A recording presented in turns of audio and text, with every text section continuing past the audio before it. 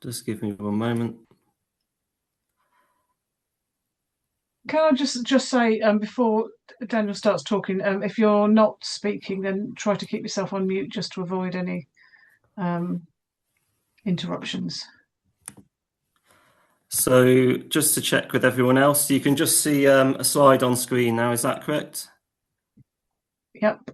Okay, I'm just going to minimize the Zoom. Okay, well, thank you for inviting me. And sorry, Dan, we can see the speaker notes. I lied, sorry. Oh, you can see the speaker notes, can you? Now we can't. No, you can.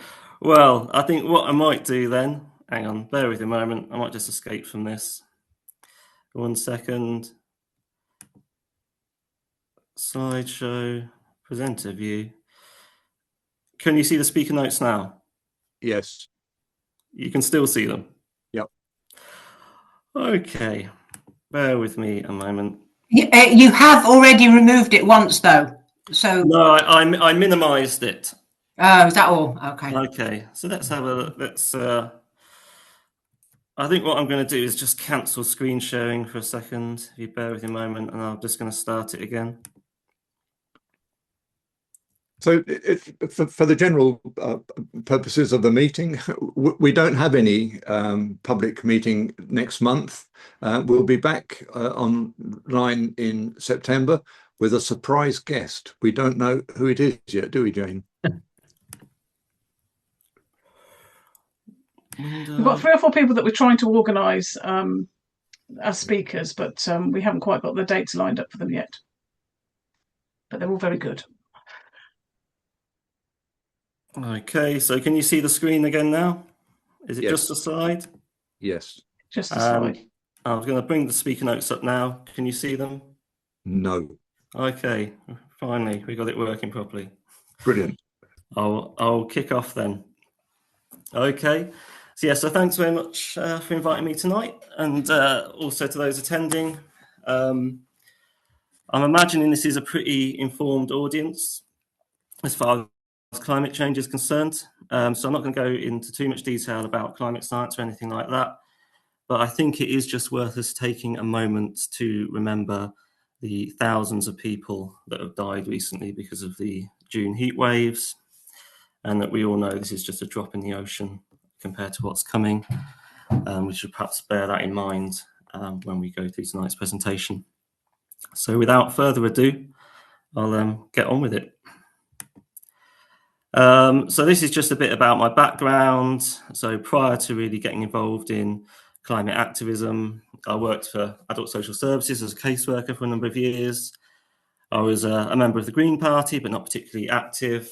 I had some involvement in environmental campaigning, but nothing too radical. I was making donations to different groups, that kind of thing.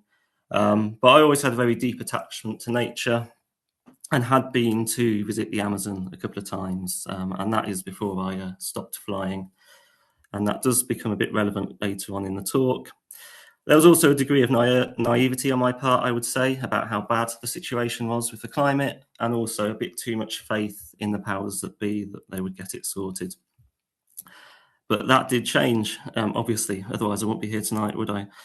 And a lot of things happened as a part of this kind of change, so I can't go into all of them, but I thought I'd just pull out a few key moments.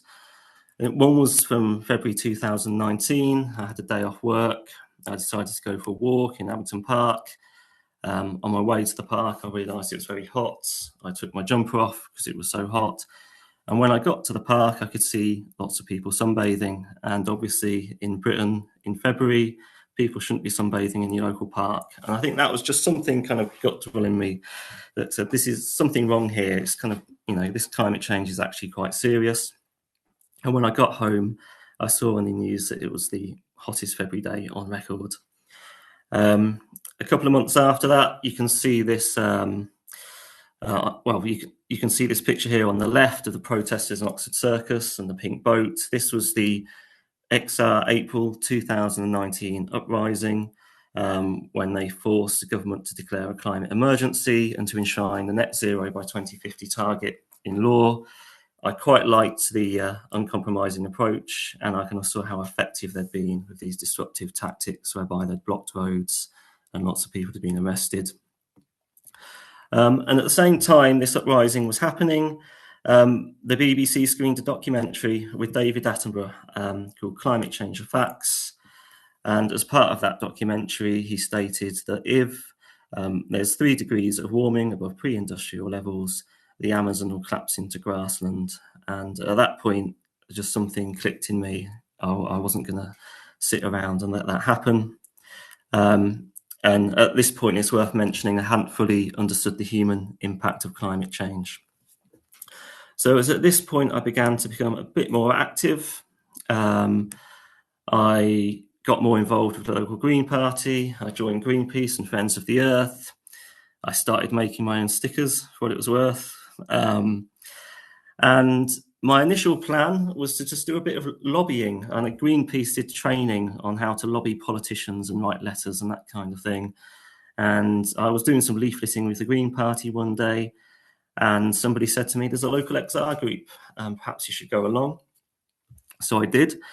And when I arrived, someone handed me a form asking me what I was going to do, or what I would be willing to do as part of my campaigning activities. And 2 of the options on there would get arrested and go to prison, which at the time was quite a shock. Like, I thought that's why is that necessary? It seemed a bit crazy to me at the time. And it's also around this time I began to learn more about humanitarian consequences of climate change, i.e. a lot of people are going to be killed for various reasons, and that's pretty much locked in now. It's just a question of how many. So at this point, I started studying the history of non-violent protest campaigns. I do want to emphasise the non-violent bit, and you can see various people here engaging in various non-violent acts. I also read a lot about the history of non-violent direct action. I won't go into all the books that I read, but I did begin to gain an understanding of the tactics, and that sometimes these disruptive tactics, although not very popular, can be very effective at raising publicity, making people talk about certain issues and shifting the dial on public opinion. And where public opinion goes, politicians often follow. So I was going to highlight one book. It's not on the history of social change necessarily, but it was very impactful on me, so I thought I'd just mention it. I really like Naomi Klein, and This Changes Everything. It just had, it was just such a great summary of the problem. It showed the systemic nature of the problem, how it was bound up in our political and economic system, and how much radical change was needed. It kind of showed the failures of traditional NGO-style campaigning, and even the corporate capture of some organisations. And it just made me angry and more motivated to do something more radical and uncompromising. And it was kind of at this point, obviously, you can see I kind of moved away from traditional protest methods and started to embrace a more radical approach. So this is when I entered the world of getting arrested. And my first arrest was at XR's October Rebellion. It was quite a transformative experience for me. I was very nervous in the run-up. And there was a big group of us. We were marching towards the Houses of Parliament because the plan was to block the roads around the Houses of Parliament. We had a number of demands of the government. And as we approached the road that our group had been designated to block, a chain of police stood in our way and said, if you enter the road, you'll be arrested. And obviously it was quite intimidating for me, this experience, but I thought, I've pledged to do this. And even if it means getting arrested after 3 seconds of this thing starting, I'm going to do it. So I stepped into the road, and the 2 policemen in front of me just melted away. They realised they didn't have enough people to arrest us all, and they had to let us block the road. And it was kind of at this point I realised that a lot of the institutions in society that seem so powerful can become very weak very quickly if they're challenged in the right way. My second arrest was a local affair. This is a picture from the headquarters of Barclaycard, Northampton. This is their foyer.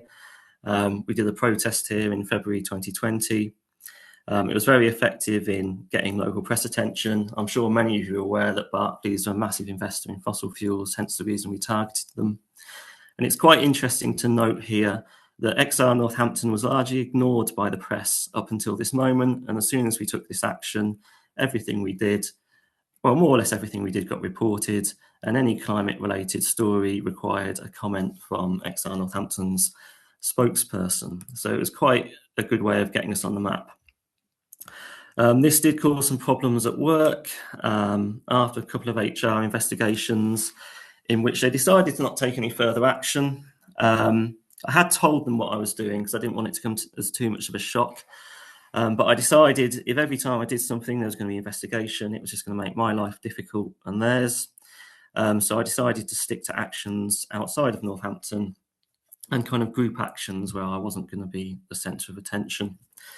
So things were kind of going along quite nicely for XR. I mean, there were some issues which I'll come on to, and then all of a sudden we had COVID-19, which brought things to a juddering halt for everyone, really. It obviously made organising large-scale protests very difficult, but it also gave time for reflection on everything that had happened so far. And I did have some issues with XR, which I'll go into on this slide. I did become disillusioned with XR, and I eventually joined a group called Insulate Britain. XR was a very flat, it had a very flat organising structure, non-hierarchical. There are a lot of issues around effective decision-making. The rapid expansion of XR brought a lot of people into the movement, but they weren't particularly radical and they weren't wanting to do the things that had been effective. So it kind of de-radicalised the movement. And there was a lot of autonomy. So everyone was just going off and doing their own thing, and there wasn't really enough strategic focus. So it was at this point I decided to join Insulate Britain, which had a very clear aim, which was to ask the government to insulate and retrofit all housing in the UK. It had a very radical plan, which was to block the M25 repeatedly in the run-up to a COP20, I think it was a COP26 conference in Glasgow. And the idea is we'd eventually be arrested and imprisoned during that conference, and it would embarrass the government and show they weren't leaders on climate. They weren't doing the most basic things they could be doing to tackle the climate crisis. It was at this point I seriously prepared for the possibility of going to prison. So I used to watch quite a lot of YouTube videos of ex-prisoners talking about British prisons. And I kind of realised at this moment is actually quite doable. A lot of the nightmare stories you hear about prison are kind of exaggerations, really. I think for a lot of people, you can spend a short time in prison, and you know, it's something, if you prepare for it properly, you can manage it.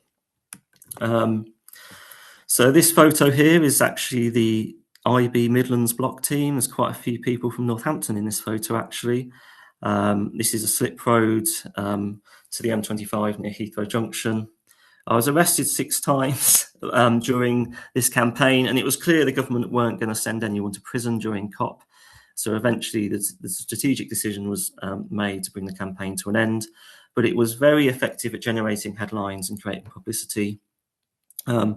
As we can see from this next slide, so this is the front of the Daily Star, not a paper I'd usually read, but you can see here some of the headlines: Posh Morans called Rose Chaos, have a day off Tarquin, kind of some of the divide and rule tactics, and they're kind of framing us as posh and, you know, different from most people that the press like to use. And if you look in the bottom right corner here, you can see the person being dragged around by an angry driver. It looks a bit like me because it is me. So it was just an example, really, of the effectiveness of these kind of groups at setting the agenda and making people talk about what we want them to talk about. So after this, Insulate Britain rebranded as Just Stop Oil. You can see our aim on the screen here. We basically wanted to stop the government issuing new or consents for oil and gas licenses in the entirety of the UK. We kind of decided in the first instance that we were going to target fossil fuel infrastructure, because that's often a criticism of these groups. You know, why don't you target the fossil fuel infrastructure? So we came up with a plan basically to blockade oil depots and cause fuel shortages, which again would create a huge amount of pressure on the government to take action on climate and create a huge amount of publicity. You can see some of the things that we did here. This is from April 2022. So you've got an oil tanker here that's been stopped at the entrance to a depot, and you can see a couple of people on the top. This is a practice known as tanker surfing. On the right here, you can see a number of protesters in the rafters of, this is the area of the oil depot where the tankers fill up, and obviously they can't operate while people are in the rafters. And at the bottom left here, you can see a photo of people at the entrance of an oil depot. You can see two people are kind of attached to each other here, again, making their removal more difficult. This protest, it was effective in certain respects. At one point, most of the petrol pumps in southeast England ran dry. You can see here a headline from the Chronicle and Echo reporting shortages in the local area. But there was a failure of the national press to cover this. We don't know why exactly. We think there might have been some government interference, fear of panic buying, that kind of thing. And eventually we didn't quite have the numbers to make the protest last and be as impactful as we wanted it to be. So it was kind of at this point we decided to shift back to more different tactics, such as public disruption and kind of sporting and cultural actions that you've seen. So people throwing soup at sunflowers, that kind of stuff. It was shortly after this period that this headline appeared in the Chronicle and Echo. I was named in it, basically just saying a number of Insulate Britain protesters were going to be charged and taken to court. My line manager happened to read the article and alerted the HR department. And it was shortly after this, in May 2022, that I was suspended from work on full pay and escorted off the premises. So at this point, I'd worked for the council almost 10 years, off and on. I was very well thought of, but in a matter of moments, I'd kind of become a kind of pariah. And I eventually resigned in September before a final disciplinary meeting. So although I was never fired, I resigned whilst under investigation. And it was during this period I effectively became a full-time activist, involved in the organisation of lots of meetings and trainings in the local area. This kind of slightly unusual looking photo here is somebody practicing going floppy at a non-violence training. And you can see that people's natural reaction is to tense up when they're being picked up, which makes them easy to move. Whereas if you can master the art of going floppy, it makes the police's life a lot more difficult. So when you see people being carried, or when you may have seen people in the past getting carried off at protests, this is kind of what they're doing, and it kind of places more demand on the police and hopefully overwhelms them. Later on in the year, I was asked to help with the organisation of a protest where the plan was for 64 people to climb gantries over the M25 over a period of 4 days.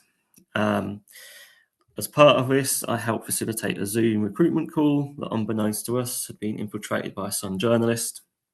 And the day before the protests were due to begin, so this would be November 2022, I was at my parents' house. I'd been there for a few days. I decided to go out for a walk, and just as I was walking away from the house, I heard this screech behind me, and it was kind of quite a quiet village, and without turning around, I kind of had guessed what was happening. And I saw this large blue police van pull up outside my parents' house, and 7 or 8 police officers charging down the drive to raid the property. And the raid was carried out by the Met Police's MO6 unit, which is a public order unit. So the Sun journalist had passed the recording of the Zoom over to the police. So the Sun were obviously quite pleased about this. This is kind of a headline in the paper the next day. Roger Hallam was on the call, who's often seen as a ringleader. So that's the mastermind they're referring to. And they thought they'd kind of foiled this plan to block the motorway for a number of days. It's worth pointing out here that so many journalists were attempting to infiltrate groups like Just Stop Oil that effectively they were doing the job of the police for them. So the police didn't have to use undercover officers. You know, it was effectively the police doing it, so the press doing it. And this is kind of an example of other areas, so different areas of the establishment coordinate their activities to kind of target activists. It's probably also worth noting at this point that the Sun is owned by Rupert Murdoch, who sits on the board of an oil and gas company and is a famous climate change denier. So again, we've got the links to the oil and gas industry there as well. These kind of the press, the police, the oil and gas industry, the government, the judiciary, they tend to they don't work in isolation. They do tend to coordinate with each other. But much to the upset of the Sun, they didn't foil the protests as they would have liked, as you can see from this picture. So over a period of 4 days, over 40 people successfully climbed gantries over the M25. It was not possible to police this action because there are so many gantries over the M25. In the end, the police resorted to using drones to try and spot climbers as they approached. But even that had limited success. Meanwhile, while all this was happening, I was sat in a police cell. This is kind of your typical police cell. I was held in the police station for 36 hours, interviewed and charged, and it was kind of during the interview I realised what had happened and about Sun's involvement. After 36 hours, I was taken to Westminster Magistrates Court. This is the outside. I think this might have been the actual courtroom I was in. So after a short hearing, I was remanded to custody, which basically means you're sent to prison. And over a period of about 4 days, over 40 people were remanded to prison. And as I was on my way to the van that was going to take us to prison, I asked the van driver if somebody I knew was going to be coming with us. He responded quite aggressively and said, just get in the fucking van, what are you asking that for?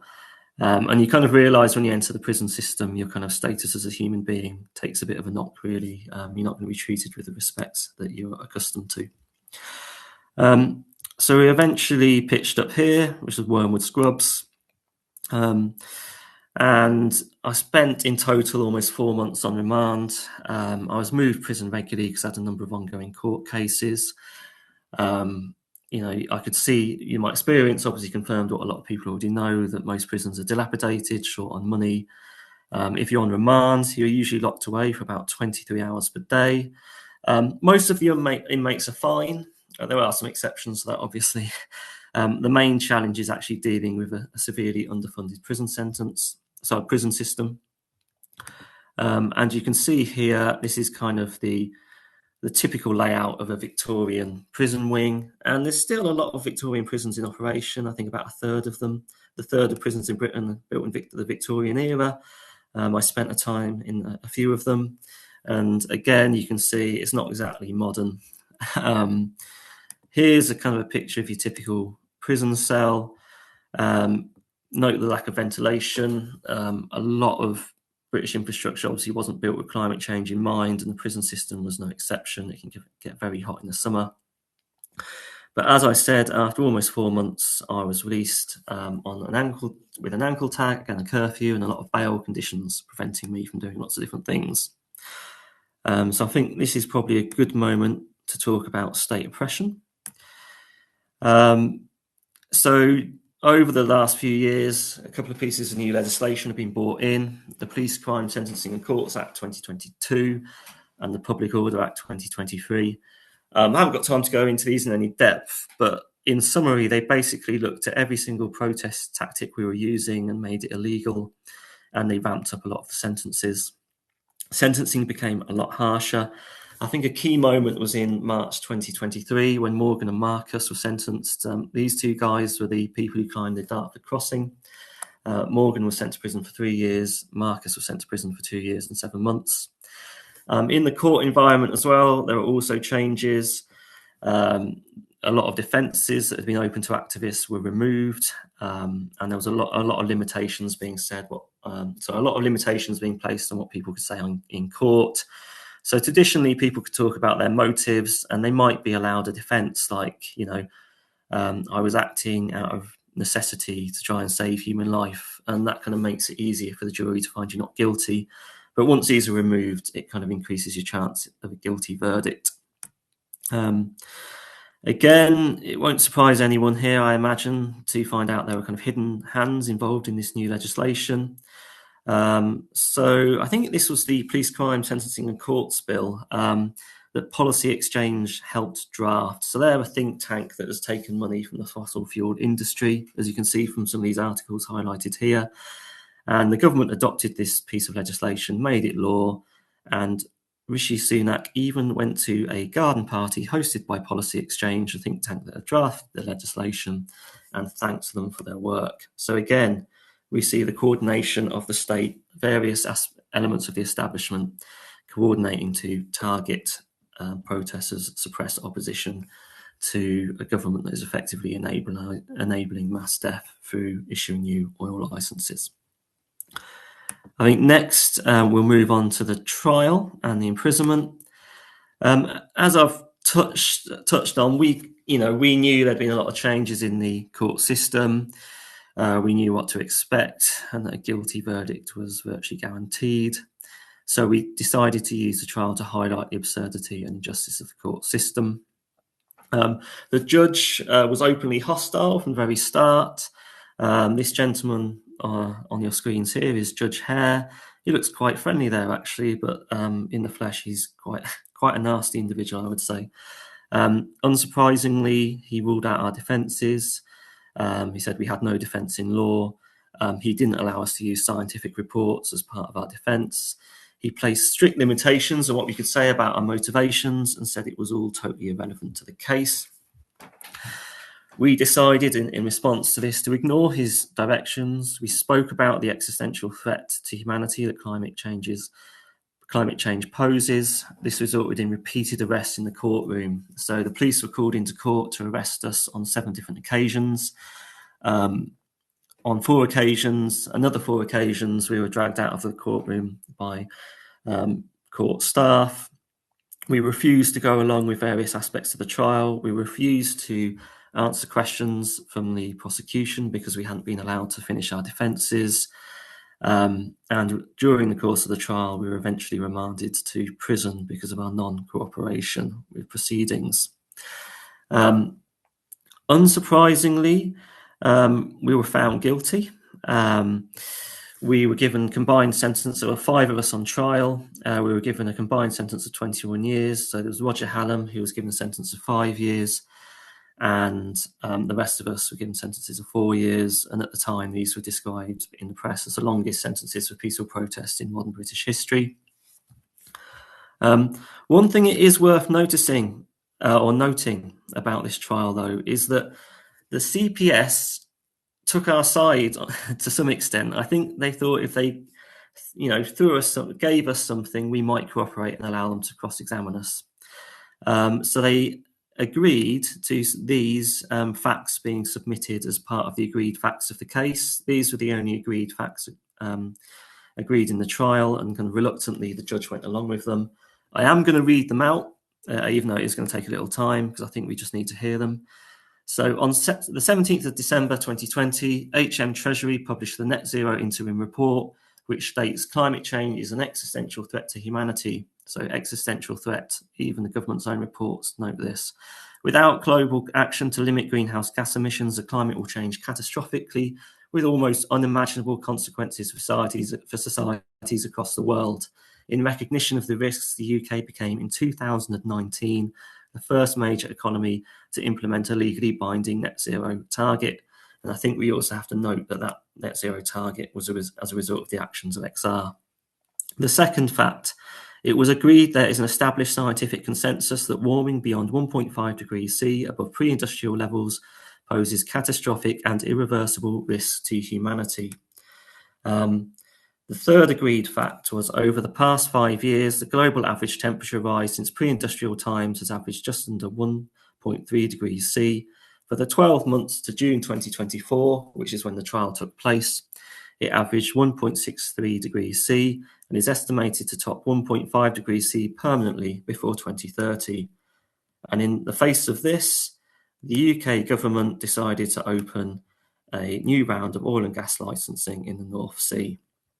So we can see here the government's actions in the face of this existential threat is to make it worse, and the people standing in the way of this, trying to make them do the right thing, are being sent to prison.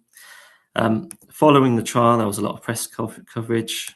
We can see on the left here the Daily Mail taking its usual line, describing us all as eco-fanatics. This is also referencing the judge's description of us in his summing up during sentencing as fanatics, at which point everyone in the public gallery started laughing at him and he threatened to clear the public gallery.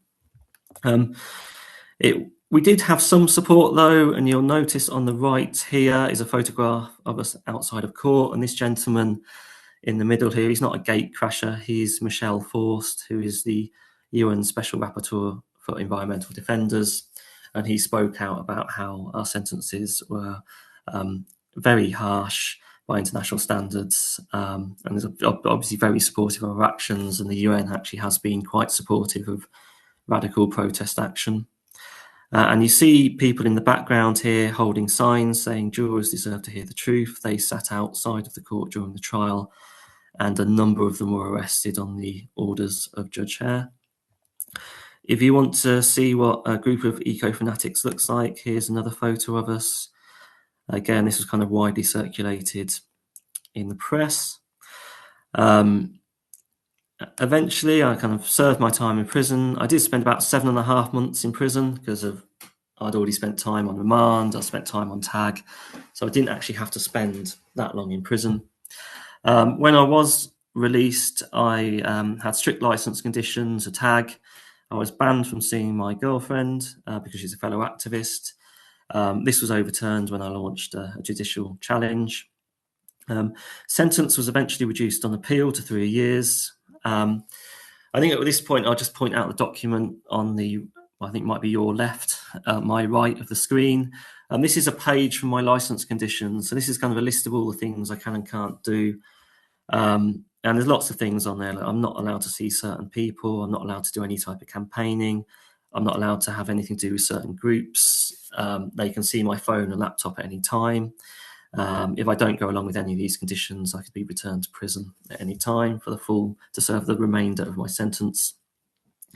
Eventually, my license conditions were relaxed. So now I have got a bit more freedom, hence the reason I can do this talk tonight.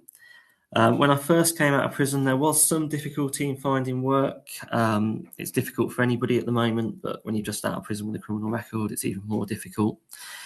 I did spend about a year working in a warehouse, but now I've actually got a job in the charitable sector, so I'm back to doing something that I want to do.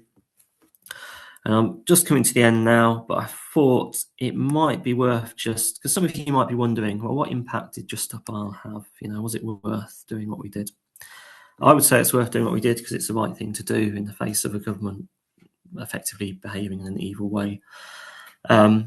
But just to give you some stats here, after about a year of the campaign, we had 92% name recognition, which is just really unheard of. It's kind of a spectacularly high level of name recognition. We generated the equivalent of £2.1 billion worth of press coverage. We had several 100,000 press mentions. During this period, so this was May 2023, Labour pledged to ban all new oil and gas licensing in its manifesto, and when it came to power in July 2024, it implemented this. I think it's also worth noting the change in narrative since climate change protest or radical protest has been suppressed. So the last couple of years, it's been difficult for anybody to do anything without being arrested. So we haven't been able to create the headlines in the way that we once were. And you can see a change in the narrative. There's not so much concern about climate change anymore in the press to the degree that there was. There's more, if you poll people on what they're concerned about, they're less concerned about the climate. They're more concerned about things like stopping the boats. And we can also see gathering momentum to repeal net zero legislation. So it kind of gives you an idea of how effective these groups are. And as the heading of this slide suggests, we weren't trying to be popular.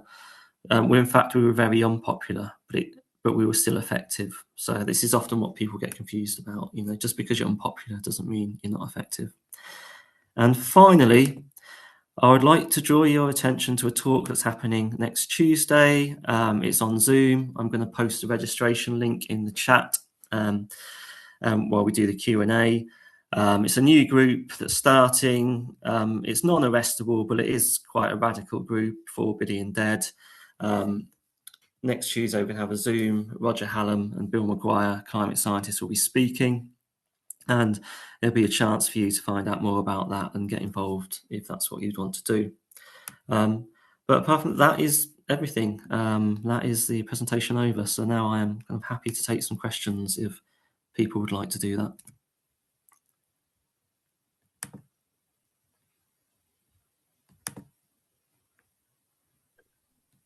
Brilliant timing, Dan. Who's got the question? Would you like to put your hand up? Rupert, I can see your hand. Sorry if anybody else is waving hand. Rupert. No, I'm just saying, well done. That was very interesting. And fills one with enthusiasm. Thank you. Yeah, it was very good. Martin, sorry. I put one in the chat, which was about jury equity. I think it's a principle which bases back to a Quaker case in 1670, the Bushell case, where jurors are allowed to acquit defendants based on their conscience and not be held within contempt of court for doing so. And that principle was upheld when a lady called Trudy Warner was arrested for holding up such a placard and subsequently acquitted by the High Court. So just asking whether you tried using that defence, Daniel, in your case.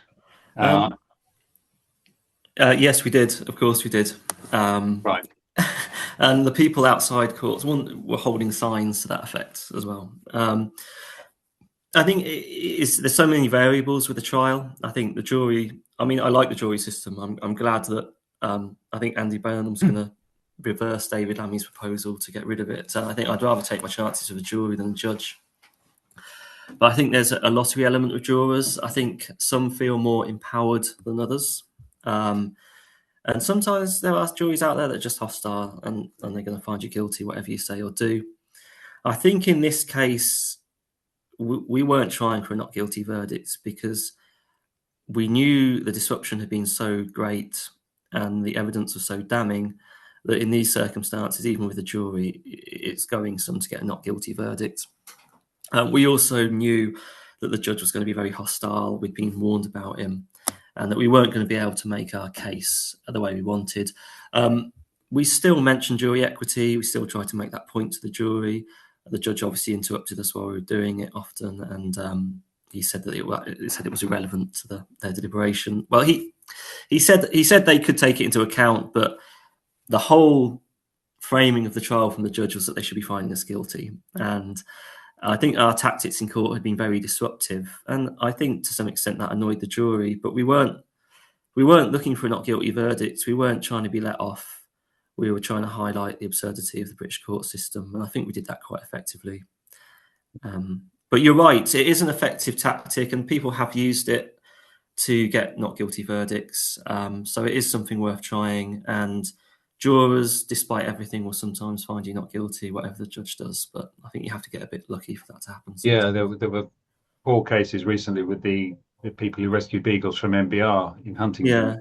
Yeah. And they were split into sort of groups of 4 or 5, and one group was found not guilty and the other 3 were found guilty. I mean, they were just given fines and community service and that sort of thing. But it just shows how uneven the judicial system is. And then an Animal Rising refused to let people protest, have the placards outside. That for some reason they wouldn't allow their supporters to do that. Whereas I think XR and Just Stop Oil don't see that's a problem. Yeah, I think you'll find I did spend some time analysing this before the trial. So I was looking at all the jury trials there'd been for like groups like Insulate Britain and XR, and there's a clear pattern here. I think you're much more likely to get a jury acquit you if you've done some kind of targeted criminal damage, for example, like if you've been to an Israeli arms factory or you've been to the headquarters of Shell. It's a lot harder once you cause a lot of disruption to members of the public. It does happen occasionally, but not that often. And I think you do have to have quite a sympathetic, open-minded jury to get a not guilty verdict in that situation. And you also need to be able to make your case to them properly, which we never were, because whenever we tried to talk about climate science, he would send the jury out the room and basically have us dragged from the dock. So it just wasn't allowed to happen. Okay. Thank you very much. I have to go now, but thank you very much, Daniel. That was a really You're welcome. Thank you for coming. Enjoyed it thoroughly. Cheers. Thanks, Martin. John, you got your hand up. Okay. Daniel, thank you very much. That was interesting. I don't know quite how to frame it. I think the you you guys in the protest movement have done a brilliant job, and you've battered down the gates, got into the fortress, and the well, saying the government and the courts keep putting up defences, and I'm just wondering, as it were, using the same metaphor, and once you're inside the fort, which I think you are, you've had the publicity, and you've, obviously that will continue in one form or another. And I'm just wondering whether there's a different strategy that can be added to what you've already done. And well, as you can tell, that little the little bit we said before we started, my personal approach is to try and educate in a way that, well, is not as brave as your way. But I'm just wondering whether there's room for both of those ways, educating the public on a big scale, which hopefully in itself would wake up the public, along with what you have been doing. Just a thought. Yeah, I mean, if I had the answers to all of this, I'd have probably been a lot more successful as a campaign. I know we had some success, but I think ultimately the problem of getting the action that's needed, we haven't solved that yet, have we? We're still facing a catastrophe, and we still have governments that are making things worse. So I'd be lying if I came on here and said I've got all the answers. What I would say, there are unique challenges posed by addressing climate change, because it's something in the future. It's something that doesn't seem like an immediate problem to a lot of people. They might feel they've got more pressing concerns in their lives, and there's something of a herding instinct going on. And I think everybody's behaving like it's okay, so it's kind of fooling people into believing it is okay, when we all know if you study it, it isn't. And you haven't got, well, there are some things, there are things happening in the press that people can see how bad it is, but maybe it's not as visible and affecting certain things like what's going on in Gaza. So maybe getting that engagement is more difficult. So I think whatever we try, it's got to kind of communicate with people on that visceral emotional level. I wonder if you have, sorry. This is why science communication, so you can talk to people about science all you like, but you often don't respond to it because it's not emotional enough. So this is often why you find JSO use tactics like not really talking about science so much, but talking about human consequences, murder, complicity in genocide, evil, using emotion, because people are more likely to resonate with that. I would also say you've got to cut your cloth accordingly. Just a bit of education or kind of low-level tactics can work for certain things where maybe it's not such a big ask. You're not asking people to go so far. But we're dealing with a political and economic system that is hell-bent on destroying the planet. We haven't got any time to put it right. We're probably already out of time in certain respects.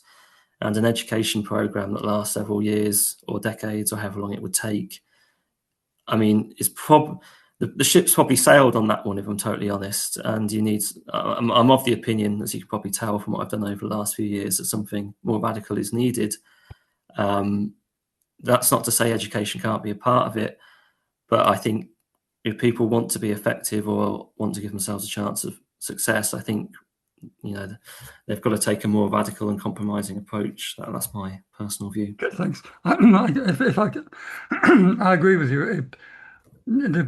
We've got to get to people's emotions one way or another, and one of the ways is celebrities. That goes straight to people's hearts or whatever, and seems to make a difference. I know Chris is a celebrity now, and people are at least listening to him to some extent. But if you got other celebrities on a big scale, who are not who are able to, communicate to the establishment, let's put it that way. I just wonder whether that could be an additional approach. Yeah, I think you're right. I think celebrities have a lot of cultural power and influence. They have the ability, a lot of people relate to them. What they do, other people will copy. I think they can help to normalise certain points of view or certain actions and make them more socially acceptable or more plausible to people. I think it's great. I mentioned David Attenborough in my presentation and Chris Bagger. I think they've done a lot of good over the years. I think, in all honesty, I think given how bad the situation is, I think even people like Chris Packham and David Attenborough, you could make the argument they need to go further than they have been before. And as much as they are beloved people, they are kind of national treasures, aren't they? Both of them. So it's not like coming from a bad place, but I do think I would be saying they need to lead by example a bit more and be maybe not David Attenborough, because he's 100 now, isn't he?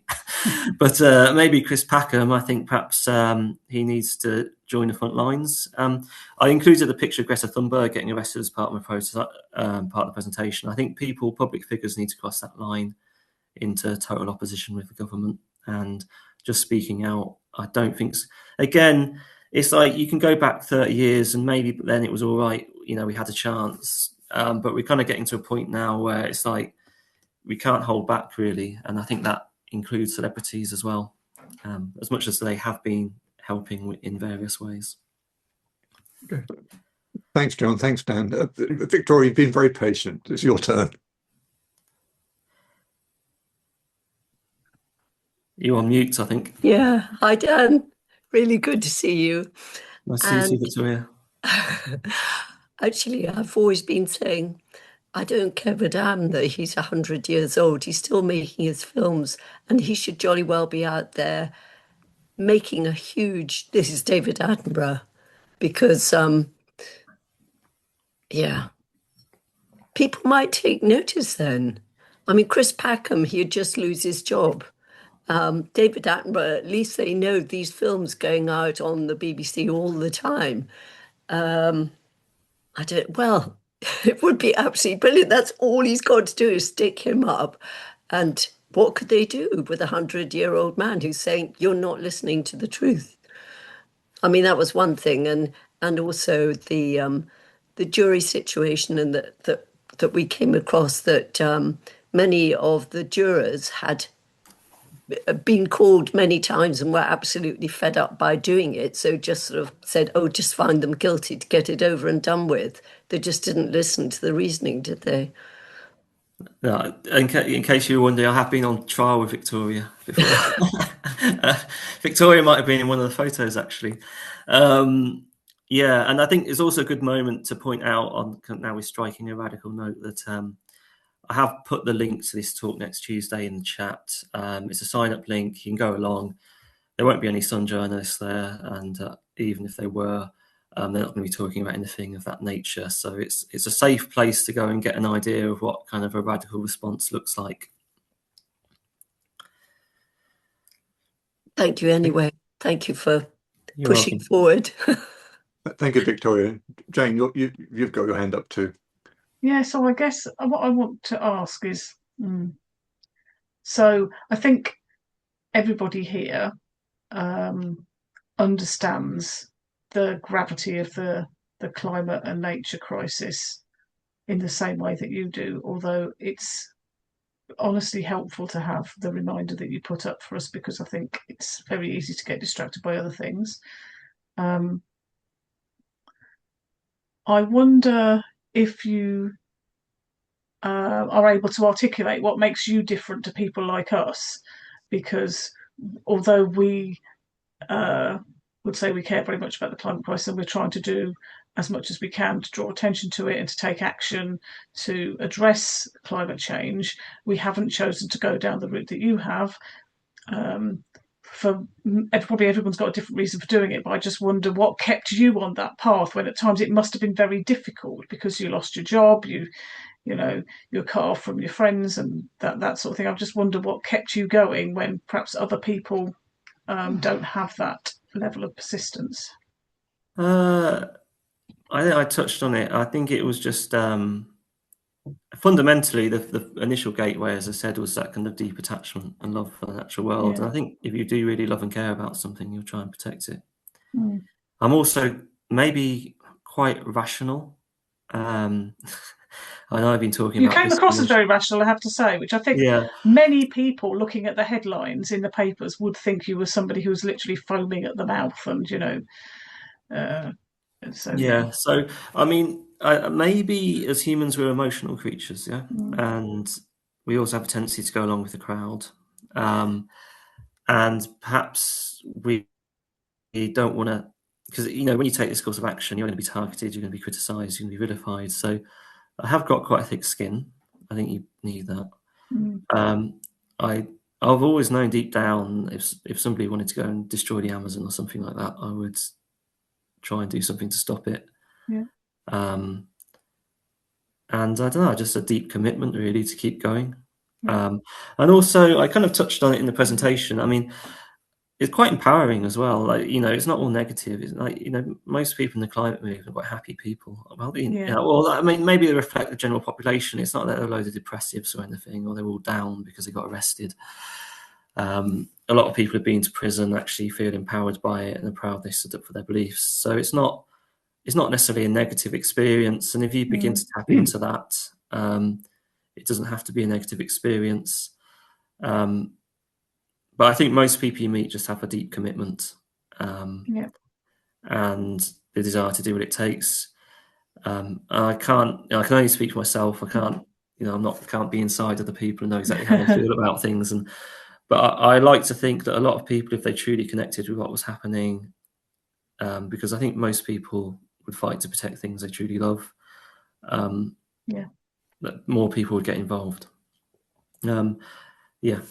Thank you. I imagine you probably. It strikes me that there's a great strength of community amongst the people that you were working with Just Stop Oil and the other organisations. Yeah, there's a lot of support, and there's a lot of kind of court support while you're in prison, support while you're out of prison. There's a lot of money set aside for that kind of thing. So it's not like you're just abandoned. There is a very strong sense of community.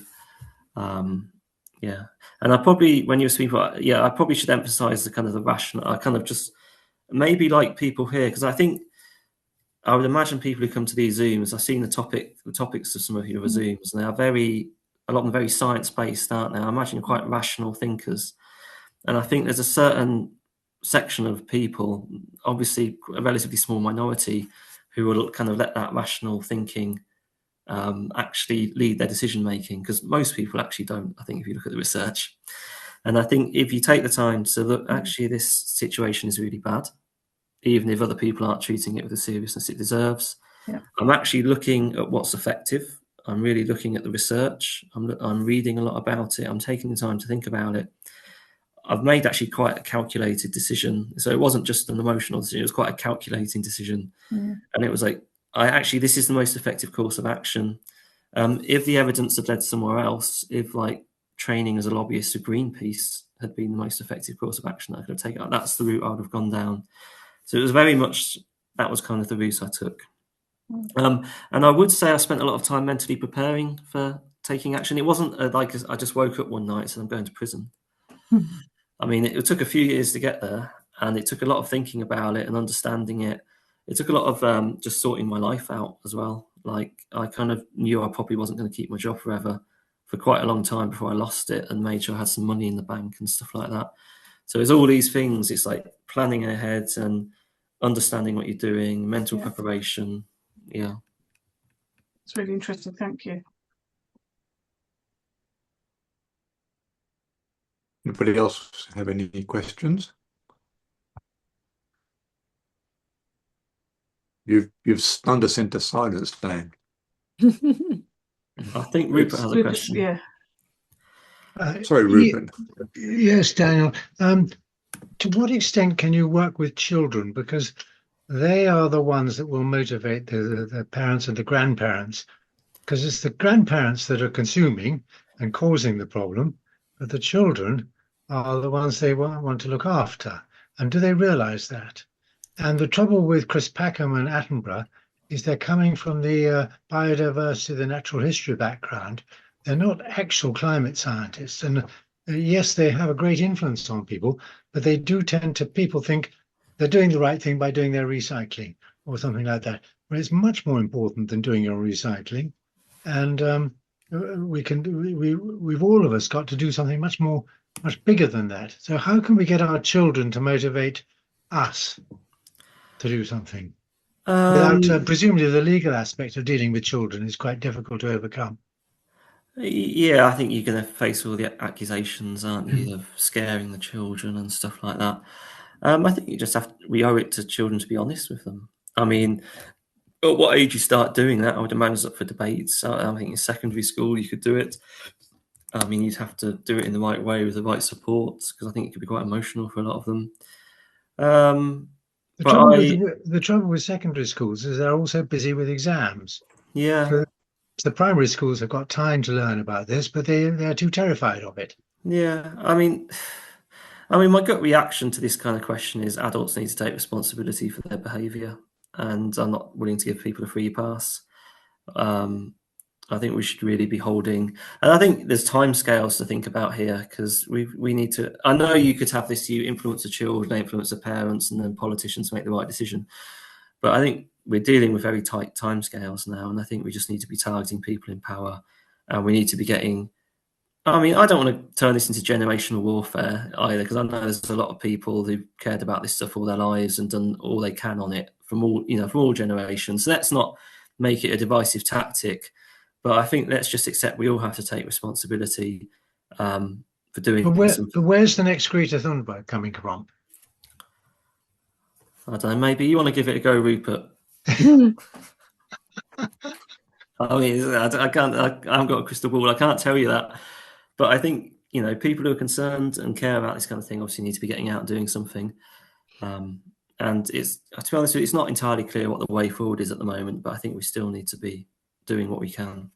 Do you think this emergency briefing film is effective, or is it just? I mean, we're putting a tremendous effort locally to get it shown in various places. I mean, I think. Yeah, I've heard it's good. I've heard it's worthwhile. I haven't seen it personally. I did see some of when they had the government national emergency briefing. I did see some of those talks, and I think policymakers need to hear this stuff. I mean, the problem is the people in power already know all this stuff, don't they? And they're choosing not to act. And I mean, I wish I could sit here and give you all the answers, but I can't. I mean, I have instincts that we need to be radical and we all need to take responsibility. And I think anything below, short of that is not sufficient at this stage in history. I think, the years of, let's just educate everybody, I mean, I think have gone by. I think we need to be all taking quite radical action and to get out on the streets ourselves. I think everyone can do that. And I think the important thing to realise is we're doing it because it's the right thing to do as well. We're not always, you don't always have to worry about how effective it is. Obviously, we want to be effective, but I think the important thing is everybody who can get out there does get out there and tries to do their bit.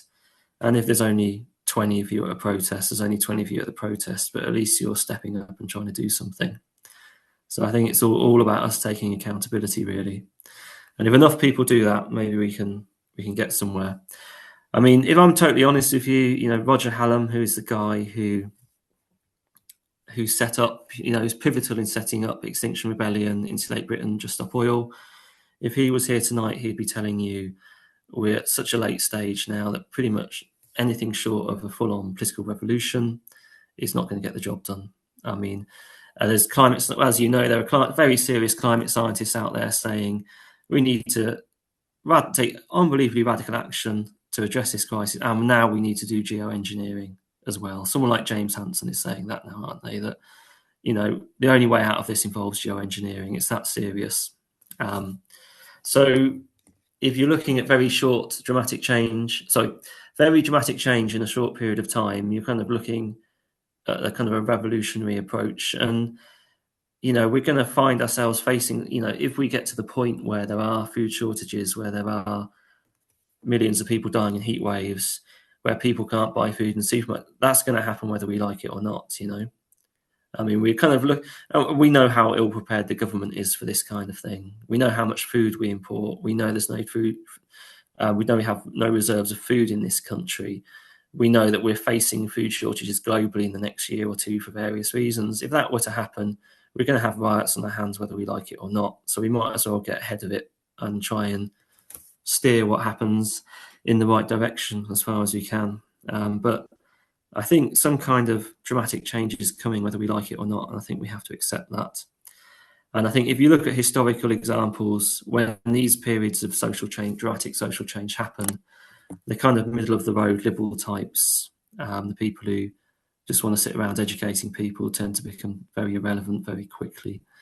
There's quite a lot of history to back that up. So I think the more radical and revolutionary people can be, the better at this point in history. I love that. Thank you, Dan. Has anybody else got anything to say?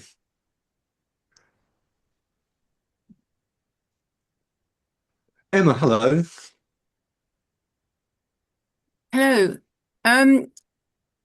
Yeah, I would just like to say a huge thank you to Daniel and what you've done. And I think personally, I feel it shows me up in my lack of action. And I think I don't know how to get over so many people who think they're doing the right thing, but actually we're doing nothing.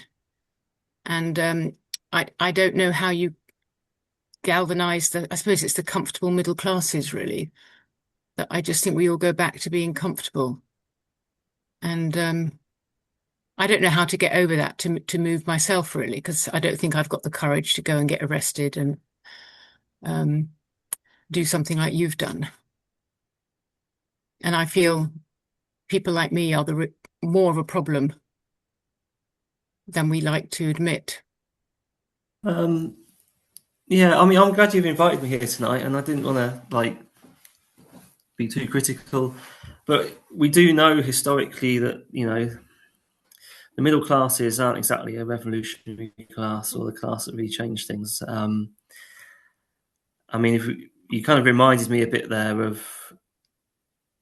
I know this is not an exact parallel, but Martin Luther King, he wrote a letter from Birmingham jail. It was a very famous piece of writing. It's probably the second most famous thing he did after the I Have a Dream speech. And in that, he basically says the biggest barrier to racial equality in the US is not the Ku Klux Klan. It's kind of all the white middle class liberal types who say they're kind of on your side, but then won't join you in the streets, or who criticize your methods for being too controversial. So obviously, so that is a line of reasoning that you kind of reminded me of, and there probably is something in it. But again, I'm glad you invited me here tonight, and I'm sure you're very nice people. So I don't want it to come across as anything other than we're having a conversation about what's needed, and we're trying to be honest with each other. You know, it's not meant to be a personal criticism. It's just kind of what I think. And, there's that famous saying, isn't there? All that needs to happen for evil to prosper is for good people to sit around doing nothing. Yeah. And there's a lot of good people out there at the moment, if we're being honest, probably haven't done enough. That's what's happening here.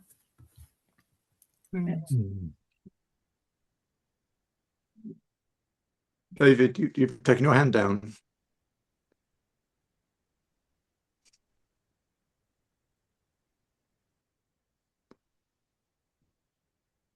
I was just going to say very similar thoughts to our last speaker, Emma. I think for me, I've always been on the play it safe side of life. So I think that probably means I haven't got the courage to do what Daniel's done, if I'm honest. But it's been really, I came here to say thank you to Daniel for what he'd done. But it's been interesting to, he's made me think about what I need to do, what I could do, and what I could have done for the last goodness knows how many years, when I was joking about sitting on Billing Beach. Yeah, thank you, Daniel. It's been really good. You're welcome. Thank you for coming. Yeah, I would say I did spend about 10 years working in local government. And if you want to know about playing it on the safe side, try working in local government, social services. So we're maybe not that dissimilar. I think it's just sometimes you have to go on a bit of a journey. It's a step at a time. It might make you uncomfortable. I mean, you don't have to throw yourself in the deep end necessarily. That probably explains everything, Daniel, because I did about 30 years in social services. So. Oh, did you?